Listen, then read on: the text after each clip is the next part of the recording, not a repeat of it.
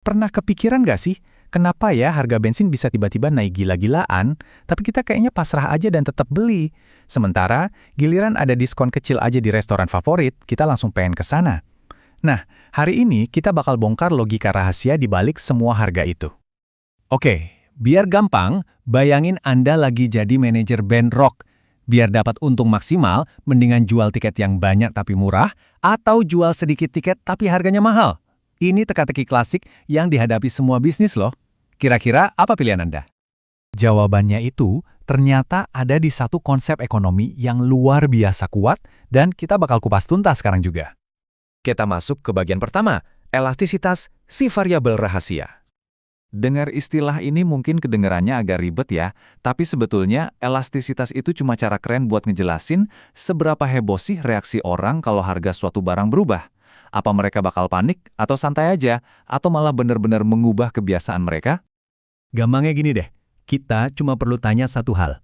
Barang ini tuh sesuatu yang wajib punya, kayak obat atau tempat tinggal, atau cuma enak kalau punya, kayak makan-makan di luar atau beli gadget terbaru.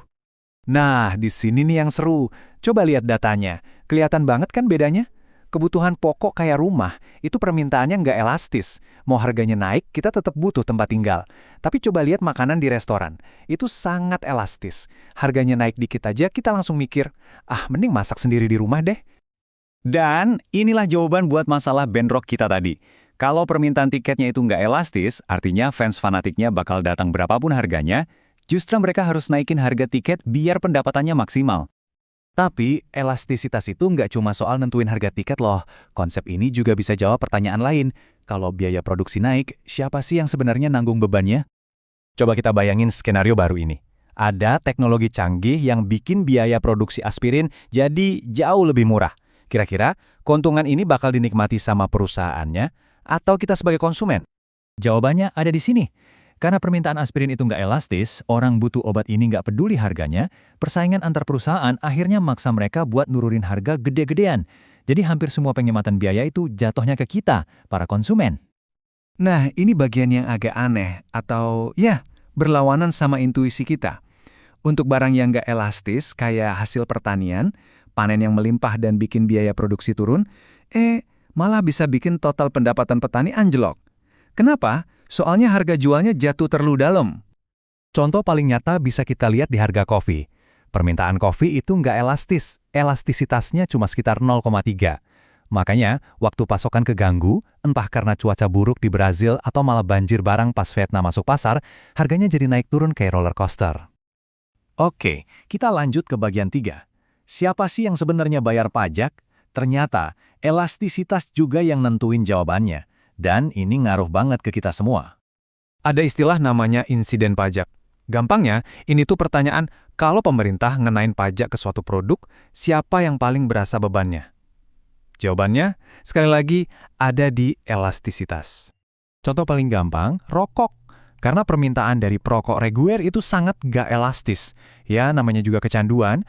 Waktu pemerintah naikin pajak rokok, perusahaan rokok tinggal naikin aja harganya. Mereka tahu sebagian besar pelanggan bakal tetap beli. Jadi ya, ujung-ujungnya konsumen yang nanggung sebagian besar beban pajaknya.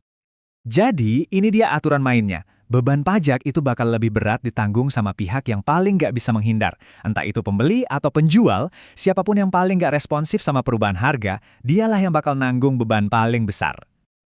Oke, bagian terakhir. Ternyata elastisitas dan waktu itu saling berhubungan. Respons kita terhadap harga itu bisa berubah seiring berjalannya waktu. Gini deh, bayangin kalau harga bensin besok tiba-tiba naik. Kita bisa apa?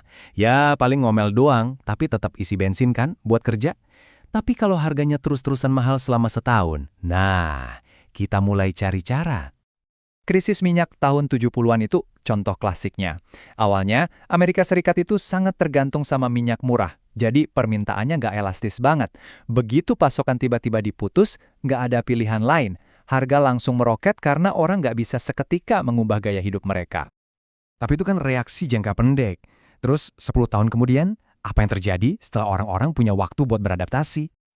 Nah, disinilah kekuatan adaptasi manusia muncul.